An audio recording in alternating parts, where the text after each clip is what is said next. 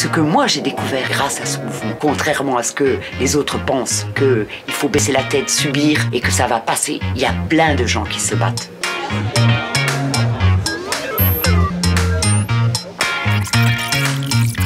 Alors, ce qui a déclenché la grève, c'est le licenciement de Gaël. C'est notre syndicat, c'est lui qui nous représente. S'il y a plein de collègues qui se sont mis en grève, c'est parce qu'ils comprenaient aussi que si Gaël se faisait licencier, c'était dans l'objectif derrière de faire passer un certain nombre de restructurations, de mauvais coups. On veut un interlocuteur de la Poste! Il y a des grévistes, c'est leur première grève. T'imagines, t'es en grève pour la première fois, tu tapes une grève d'un an, tu découvres ce que c'est les violences policières alors que t'avais une certaine idée de la police, tu découvres ce que c'est que la justice. On aimerait juste comprendre quel est l'objet de ce déplacement. Tu te fais une idée sur comment fonctionne cette société, surtout tu réfléchis à comment tu pourrais l'améliorer. J'aimerais que tu m'expliques comment tu fais tes normes et cadences. Comment c'est possible de distribuer un recommandé en 1 minute 30?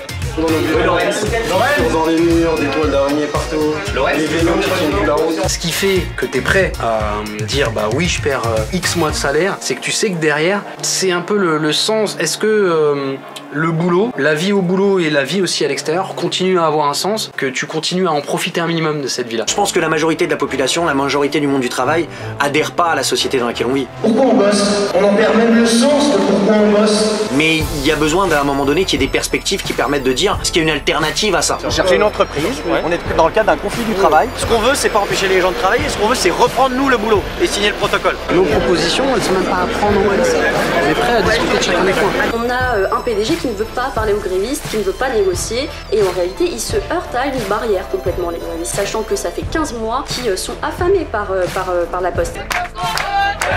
14 mois que la direction refuse toute forme de négociation. Donc nous, on en vient, oui, à venir occuper, à rentrer dans les lieux de pouvoir. T'es prête à quoi en fait pour faire avancer À tout. votre situation?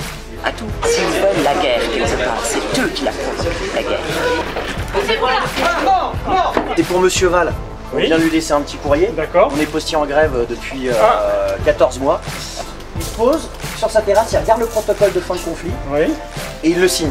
On pourrait faire le choix de baisser la tête, de pas regarder les injustices qu'il y a à droite à gauche et de faire comme si de rien n'était, mais ça serait lâche. Voilà. On n'a pas d'autre choix que de se bagarrer, et tant qu'on renverse pas ce système et sa manière de fonctionner, on est condamné à lutter, à se bagarrer. Résistance! Tout ça, et oui, ça vaut bien la peine de se mettre en lutte. Et ça vaut bien la peine de gagner. Les camarades, les collègues et les amis, on a enfin signé le protocole de fin de conflit. Mais on reprendra fier du combat qu'on a mené, mais on le reprendra en sachant aussi que l'amélioration des conditions de travail et l'amélioration de la qualité de service, c'est aussi quelque chose qui est devant nous. Je suis désolé, mais je ne veux pas être empereur.